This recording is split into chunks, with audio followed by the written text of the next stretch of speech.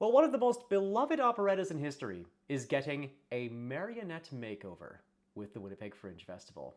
Backyard Broadway will share a telling of the Gilbert and Sullivan classic, The Pirates of Penzance, starting this week using puppets.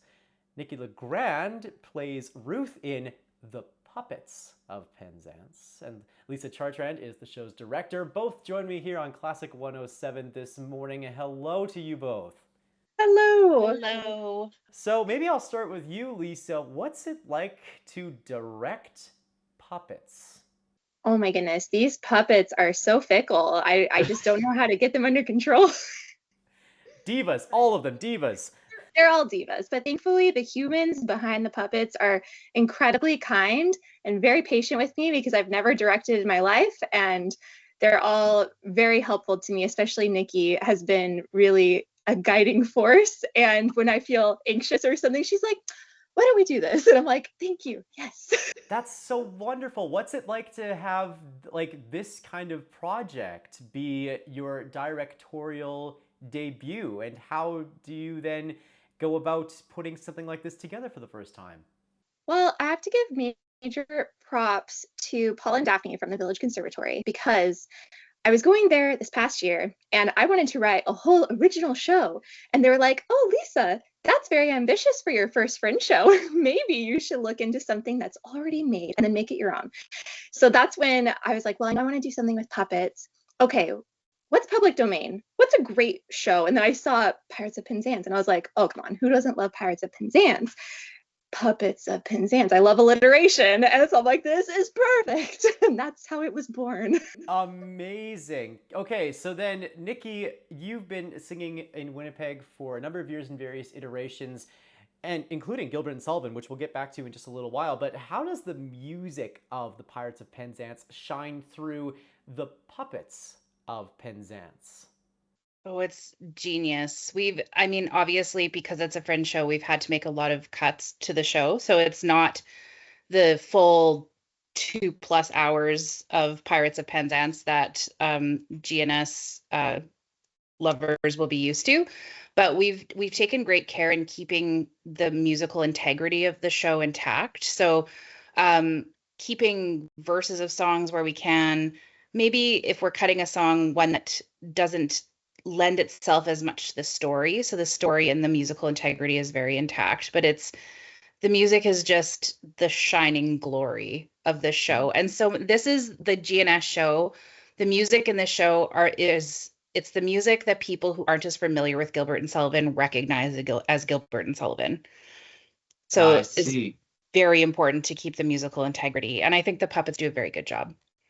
What was it about that sort of musical quality even of the Pirates of Penzance, Lisa, that attracted you to say, I mean, there's a lot of shows in public domain. What is it about Pirates of Penzance, aside from the alliteration, of course, that you were first attracted to putting this into a Fringe puppet context?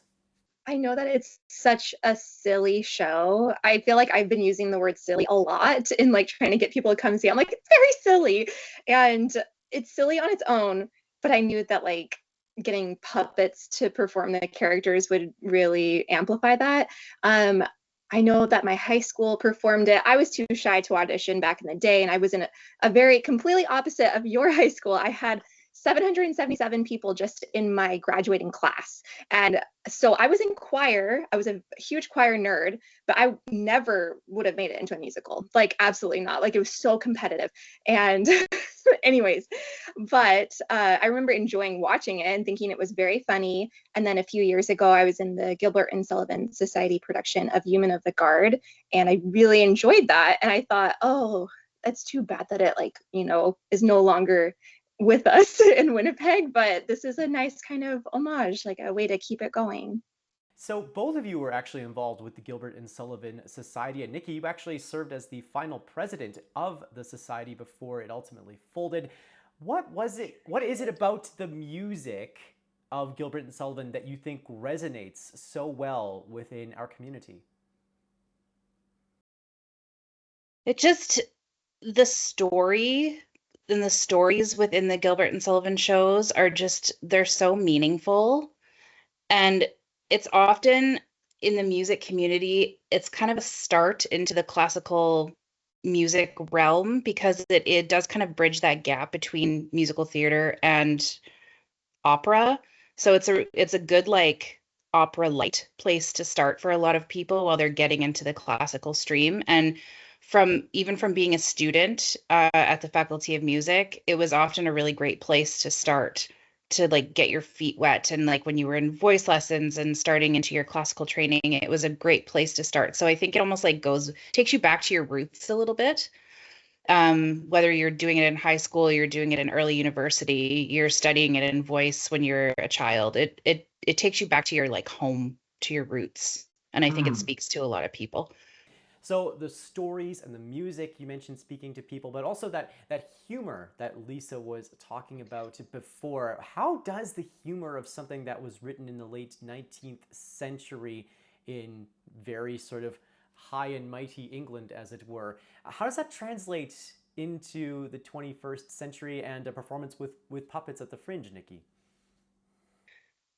It just I think the jokes are classic. Like they just keep going. Like they're so funny. And it's just the seriousness of the jokes like makes it more funny in a certain way. And it's just classic. And it's like the Muppets Christmas Carol, like, right? Like it's a classic production with the Muppets, and it's believable with the puppets.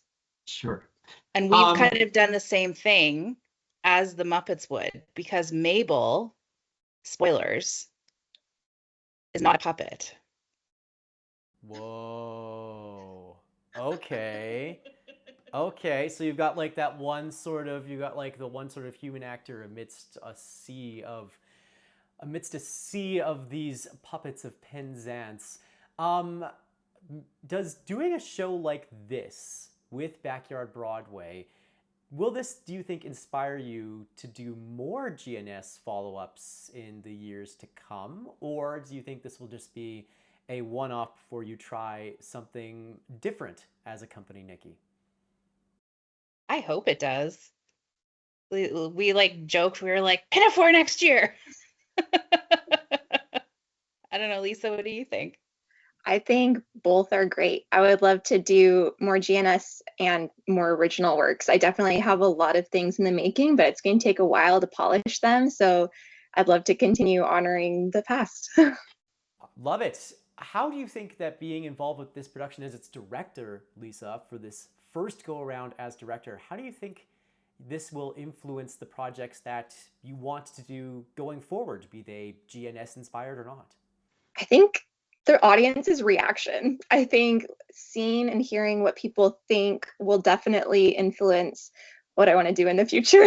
Like, if people love this, then I'll be more encouraged to honor some more GNS works.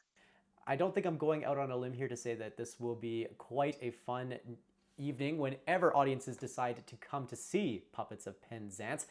That is being performed at Creative Manitoba in the Exchange District. We will have more information about how you can get your tickets up at our website, classic107.com, and on the Classic 107 app. Lisa Chartrand and Nicki LeGrand, all the best for the run of Puppets of Penzance, and we'll look forward to perhaps seeing HMS Puppet 4 in the future. Thank you. Thank you.